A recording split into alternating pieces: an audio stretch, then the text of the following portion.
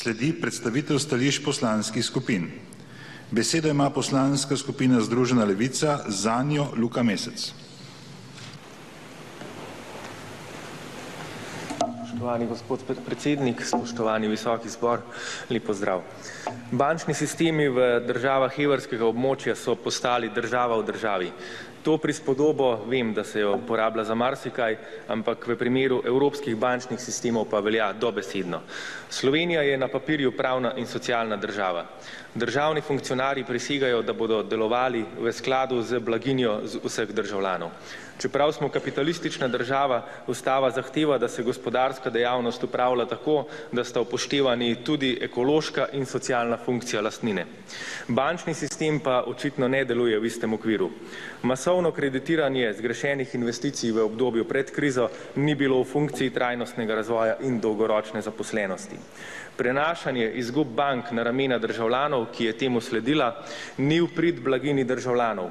To, da se zdaj na račun sanacije bank režejo socialne pravice, je v nasprotju s temeljnimi postulati socialne države. Bančni sistem je podrejen enemu samemu načelu, ki je zapisano v statutu Evropske centralne banke. To je zagotavljanje stabilnosti cen oziroma z drugimi besedami nizke inflacije. In ohranjanje nizke inflacije ne glede na vse je alfa in omega interesov nosilcev finančnega premoženja, ker pač višja inflacija pomeni, da se njihovi prihranki izgubljajo vrednost. Tukaj je potrebno poudariti, da celo ameriška centralna banka, se pravi Fed, ima na prvem mestu med svojimi cilji čim višjo zaposlenost in delovna mesta. Kje pa je v Evropi ta socialna funkcija finančnega kapitala? Zakaj imamo v Evropi na prvem mestu boj proti inflaciji, tudi če je brezposelnost 25 in več odstotna, kot zdaj vidimo v nekaterih državah evropskega juga? In dalje. Pri nas se je potrebno spomniti načina razlastitve malih delničarjev in imetnikov podrejenih obveznic. Posameznim razlaščencem niso bile vročene niti odločbe, na katere bi se lahko pritožili. V bančnem sistemu torej veljajo neka pravila, ampak to zagotovo niso pravila pravne države. To je bilo protipravno dejanje. Zato pravim, da bančni sistem de facto očitno sploh ni več del te države. Bančni sistem je postal država zase, ušel je izpod nadzora državljanov in države. Stranke centra rade poudarjajo, da se nočejo vmešavati v zasebno pobudo, ampak spomnimo se na to, da imamo v bančnem sistemu ustanovo, ki lahko zamenja kateregakoli člana uprave ali nadzornega sveta v bankah. Imamo ustanovo, ki lahko sama odloči, da je treba neko banko, ki je po mednarodnih računovodskih standardih likvidna in solventna, obravnavati kot podjetje v stečaju, kar se je dogajalo v preteklih 2 letih, in na tej podlagi lahko razlasti kogarkoli. To je ogromna moč, ki je ne usmerja in ne nadzira noben demokratično izvoljen organ. Ta ustanova, Banka Slovenije, ima namreč podoben status kot rimskokatoliška cerkev. V resnici ne odgovarja organom te države, ampak če sem malo ciničen, nekemu svetemu sedežu v Frankfurtu, ki smo mu leta 2013 državljani Evrope zgradili novo stavbo za 1,2 milijardi evrov. V Sloveniji imamo za nadzor nad inštitucijami, kakršna naj bi bila tudi Banka Slovenije, vrhovni revizijski organ, to je Računsko sodišče. Ta ima po zakonu pravico revidirati delovanje vseh oseb javnega prava in gospodarskih družb v večinski državni lasti. Banka Slovenije je oseba javnega prava in je v 100-odstotni državni lasti. Ko je leta 2012 Računsko sodišče hotelo pridobiti eno samo pojasnilo od Banke Slovenije, je vodstvo Banke Slovenije arogantno razložilo, da v zakonu ni predvideno posredovanje informacij Računskemu sodišču. Očitno smo prišli do stanja, kjer si lahko Banka Slovenije sama kroji svoje zakone. V poročilu Državnemu zboru na primer vehementno pravijo: Zakon o Računskem sodišču ne predvideva nadziranja Banke Slovenije. To piše na strani 93. To seveda ni res. Zakon o Računskem sodišču predvideva nadzor vseh oseb javnega prava in nikjer ne določa nobenih izjem za Banko Slovenije. Celo guverner Evropske centralne banke Mario Draghi je v mnenju z dne 2. marca zapisal: načeloma bi bilo mogoče, da se državni revizijski službi ali podobnemu organu podelijo pristojnosti glede dejavnosti nacionalne centralne banke. In Banka Slovenije tudi to seveda na nek način odreka. De facto je edini organ, ki formalno še lahko izvaja nadzor nad Banko Slovenije, pa mu Banka Slovenije tega ne oporeka, Državni zbor. Državni zbor bi lahko celo razrešil guvernerja ali viceguvernerja, če bi bila ugotovljena hujša kršitev.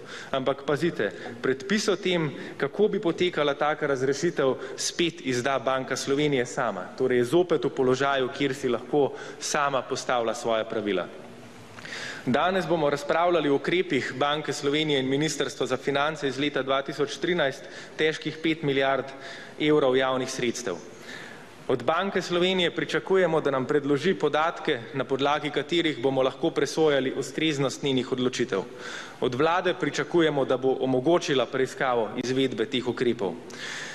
Ne pristajamo na to, da nam vlada Slovenije in Banka Slovenije, kar že ves čas počneta, kar sami podajata oceno svojega dela po načelu kadija sudi, kadija tuži.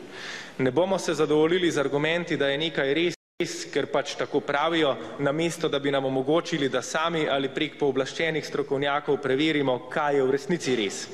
In ne pristajamo na izgovor, da je nekaj potrdila Evropska centralna banka, ker mi tukaj odgovarjamo slovenskim državljanom, ne pa gospodom v Bruslju in Frankfurtu. To so naša osnovna in minimalna pričakovanja od Banke Slovenije, ki je do zdaj že velikokrat pojasnjevala stvari, ne da bi kaj pojasnila. V pojasnitvah ostajajo luknje, pomanjkanje podatkov, ki jih je Banka Slovenije imela, pa jih noče razkriti, da bi lahko preveril še Državni zbor ali kateri drugi pooblaščeni strokovnjaki. In na to enostavno ne moremo več pristajati. Evropski bančni sistem ne more delovati kot rimskokatoliška cerkev. Narodne banke so resda podrejene Evropski centralni banki, a če državljani posamezne države članice zahtevajo odgovornost od Narodne banke, morajo to pravico tudi dobiti. Zdaj pa smo v stanju, kot smo videli v preteklih tednih, se v tako pravico, ki jo kot državljani in državljanke imamo, vmešata očitno sveta sedeža v Bruslju in Frankfurtu.